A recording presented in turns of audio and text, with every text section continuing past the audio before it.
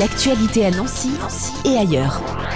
Histoire au féminin volume 2, c'est le second projet du New Art Orchestra. 2 concerts sont programmés. Le premier le samedi 2 décembre dans les grands salons de l'Hôtel de Ville de Nancy et le second le 3 décembre à 17h à la Louvière à Épinal en compagnie de l'orchestre symphonique spinalien Allegro Vivoge. Marion Studer, bonjour. Vous êtes coprésidente du New Art Orchestra. Quelle est son histoire ? Bonjour, le New Art Orchestra, c'est une association qui est née de l'initiative de 3 amis que la musique a réunis il y a plusieurs années de cela.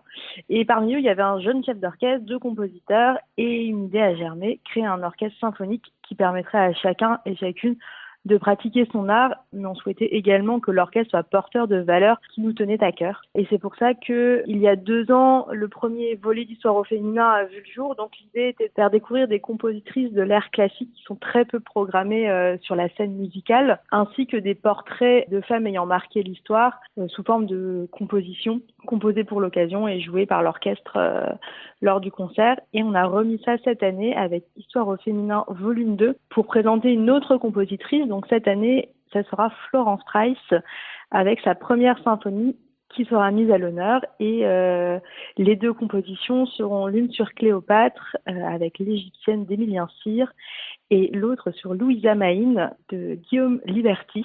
C'est les 2 qu'on a choisi de mettre en musique pour montrer leur combat et leur place dans la société à leur époque. Voilà, donc vous êtes coprésidente du New Art Orchestra. Tout à fait. Comment s'était passée la première édition ? La première édition a été un succès parce qu'on a pu répéter en un week-end de 3 jours et monter le programme complet. Et on a eu de retours très positifs du public qui s'est montré présent et nombreux lors de notre concert à l'Hôtel de Ville, qui était heureux de découvrir des compositions et des œuvres de compositrices méconnues et de se rendre compte qu'il y avait des choses bien aussi composées par des compositrices. Pour cette année, vous avez eu 2 week-ends de répétition. Oui, on n'a pas profité du 11 novembre qui était collé à un week-end, donc on a eu 2 week-ends de répétition et 2 concerts du coup qui sont programmés sur Nancy et Épinal le week-end prochain. Est-ce que c'est difficile aujourd'hui d'organiser ce genre de rendez-vous avec des compositions qu'on n'a pas forcément l'habitude d'entendre ? C'est difficile parce que déjà, il faut que les musiciens qui composent l'orchestre soient intéressés par jouer des œuvres qu'ils ne connaissent pas et qui, ils se lancent, ils nous font confiance. Et c'est un peu l'inconnu pour eux, donc il y a un volet de préparation en leur présentant les œuvres sous format de musique assistée par ordinateur pour qu'ils aient une version audio et savoir un peu à quoi s'attendre. Et après, pour que ça soit accessible au public, nous, ce qui nous tient à cœur, c'est qu'il y a un petit volet pédagogique. Donc, on fait des présentations pédagogiques durant le concert pour expliquer les thèmes et comprendre un petit peu plus l'œuvre. Et des clés d'écoute sont rédigées par les compositeurs pour permettre au public, avec le livret qu'on donne à l'entrée, de comprendre plus en détail la démarche, ce que ça veut dire, et ça permet d'accrocher quand même assez facilement, même si on n'est pas très érudit dans la musique et notamment dans les compositions. Ça reste des compositions d'un style plus de musique de film que des compositions contemporaines. Donc ça peut tout à fait être accessible par des personnes qui ne sont pas forcément habituées d'écouter ce type de musique. Tout à fait. Et la symphonie de Florence Price est elle aussi très dynamique et très accessible.